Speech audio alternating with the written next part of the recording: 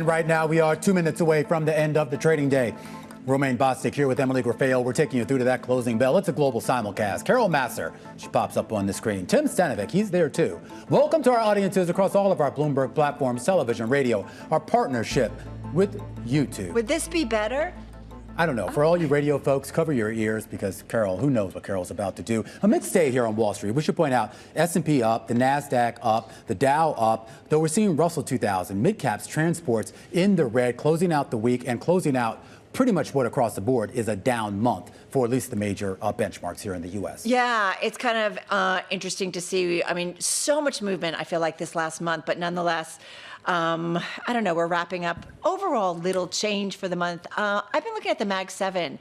It's up about 3.5% in today's session. So once again, investors moving into these big tech names. Not if you're Apple. Apple's having a really rough day, but everybody else, they're up. So that's the thing. Tech stocks have had a rough month. It's been a very volatile month, but we are actually completely flat month to date on the S&P 500 right now, despite the ups and downs over the last 4 weeks. Yeah, the VIX is down as well, at least for today. It's interesting, but, you know, this is kind of what we expect for a July, a summer month.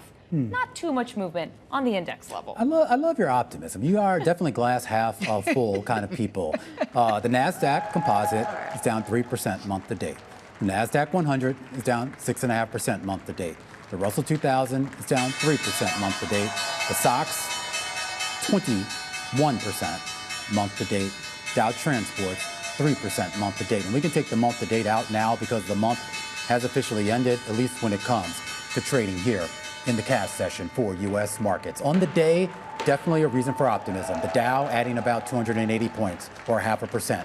The S&P adding 52 points, or 0.7%, closing just shy of that 7,500 mark. The NASDAQ composite up 1% even on the day. The NASDAQ 100 adding about 0.6%. The Russell 2000, though, is going to sit this one out down about 0.5 percentage point. All right, guys, and the S&P 500, I mentioned, we've been talking about this, almost an even split, a little bit more names to the downside.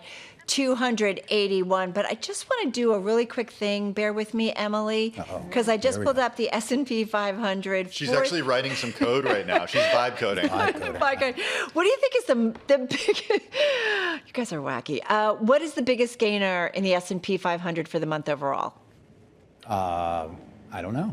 Cognizant Tech Solutions. I was going to say PayPal. I definitely would not have got that. PayPal's number 2. Very nicely done. I was going to say Alphabet, Close. but then I What do you think is the worst performer in the S&P for the month? A chip name. No. Chip related. But Yeah, that's memory. it's optical. Corning. Corning? SanDisk. It's Corning. SanDisk. Oh, you guys, this is a fun game. Corning is the second worst performer, down 37%. Okay. Well done, Romaine. But even better is Does this conversation Emily. get better? Where are we going with Down this? 40% in the month. Is this SanDisk. pretty good. SanDisk, right? SanDisk. Okay, Yeah. Tim and So I got give it. Emily gets the credit for that. And Yeah, you I know, think I said it first. You did. Congratulations, Emily. Thank you for you said keeping us no, on but then track. Carol By said the way, we no. get SanDisk earnings next week, too. Yeah, see? Yeah. I just think that's an interesting story. But Emily, let's go to the map. Okay, let's go to the IMAP. It was a really mixed bag. You know, we have some red on one side, but we also have green on the other side. What was dragging it down? It was information technology, materials, utilities, real estate. Energy was higher. We have seen, you know, on the day, on the month, oil prices moving higher today along with yield. So you do see that energy sector up, industrials as well.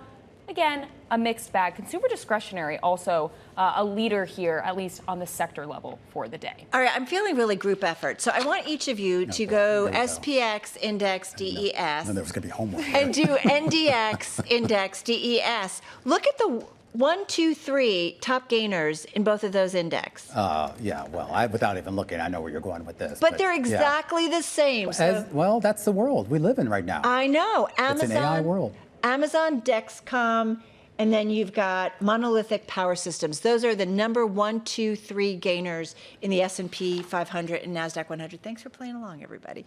All right, so Amazon, let's get to it. Up 15%, man, just surging. The company, we know the story, reported second quarter results that beat expectations on key metrics, including revenue at AWS, Amazon Web Services. That revenue jumped 37% to $42.2 billion. So important. Most of the operating profit for Amazon comes comes from AWS. They raised their projection for 2026 CapEx to $220 billion from a previous estimate of $200, so up by $20 billion. CEO Andy Jassy saying most of that spending would go toward AI, but nonetheless, investors love. There was so much in that report, but so much that investors like. And again, that's up 15%. All right, number one gainer in those two indexes, as I mentioned. Number two gainer is Dexcom. That stock also moving today, up almost 12%. This is after the diabetes device maker boosted the lower end of its revenue forecast for the full year, following better than expected results in the second quarter. Stock's had a pretty good year. It's up about 25% year to date. Several analysts raising their price targets on the stock, including Piper Sandler, Wells Fargo, Stifel, Baird, Citi, a lot of them. And then the third top gainer in both the S&P 500 and NASDAQ 100, monolithic power systems soaring as much as 19% intraday, but finishing the day with a gain of more than 8%. It's a semiconductor device company, reported second quarter results that beat expectations, and they gave a revenue forecast that is above the analyst consensus. Our BI, Bloomberg Intelligence team, said the results validate the thesis that the company's expanding penetration and diversification across data center infrastructure build-outs are driving growth. Okay, I got the decliners, and I'm going with all superlatives today. We got to start with Apple tumbling after component shortages weighed on the company's sales forecast. Shares of Apple fell by 7.3%. At one point, this was going to be the worst day going back to March of 2020, which was the COVID panic. Now worst day since April of 2025, which was the so-called Liberation Day panic. The company's services growth will decelerate in the September quarter. It warned of an impact from regulatory changes to its App Store business model in the EU and elsewhere. Shares of Apple once again down by 7.4%. Worst day ever for Roblox since going public back in 2021. Shares just tumbled 27%. Go ahead, Romaine. Yeah, this whole Roblox story, I mean, just going back the last couple of years, just absolutely fascinating. Just, I don't know what the management is doing over there. Well, I mean, the safety issue is huge, and Bloomberg Business Week has done a great job covering that and what the company. But they've had so many opportunities to address this. And maybe now it's starting to hit because you have parents saying, well, we're not going to let our kids on the platform. Daily active users missed analyst expectations. The company's users fell short of those estimates. Bookings also came in lower than expected. Also, the worst day ever for Reddit. This after the company failed to announce any new data licensing agreements in its latest earnings report. Reddit shares fell, Romaine, by 21%. All right, let's take a quick look at yields. Of course, coming off that big jump up higher that we saw on Wednesday. That subsided on Thursday, but the trajectory back in place here on this Friday. In fact, you take a look at the 30-year yield, where it is today and where it was a month ago. In fact, the biggest jump that we've seen on a monthly basis in at least 2.5 years.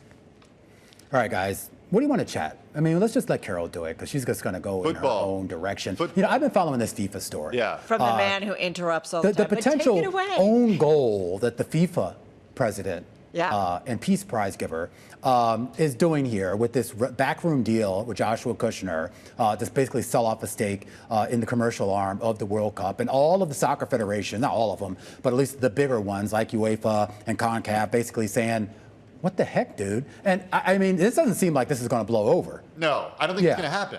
Right. Yeah. Well, I don't know. I mean, what's to stop him? Well, all these. You should say, Yeah, UEFA boycotting the next World Cup. Yeah. That's what's going to stop him. Well, that's what they say. That's so without, as Randall Williams and Vanessa Perdomo Maglione told us earlier, without UEFA, FIFA's got nothing. Yeah, right. Well, they know their power. I guess the question is, are they going to stand by that? Or, maybe they cut a deal. I don't know. But they also said the regionals make a lot of money off of their own little, not little, but own tournaments and matches and stuff. So, what are they giving up if they accept? I just love the drama here, and it just seems like I don't know. I guess he felt Infantino felt like, hey, he's coming off of this high of putting on this great World Cup that was a huge success, despite a lot of the hand wringing, and now he's trying to play that hand into whatever this deal was that he struck without consulting. I'm hearing we need to take a hydration break. You seem pretty invested in this. I am, actually. Yeah, I can feel it. I'm a big, huge international football fan. We understand you got a lot going on that every 4 side. years. So we're going to let you go. All right, have a great and safe. I think we should have left like 45 seconds ago. That hurts us. Oh, I love you. Have a great weekend. Yeah, I love you too. Yeah. All right.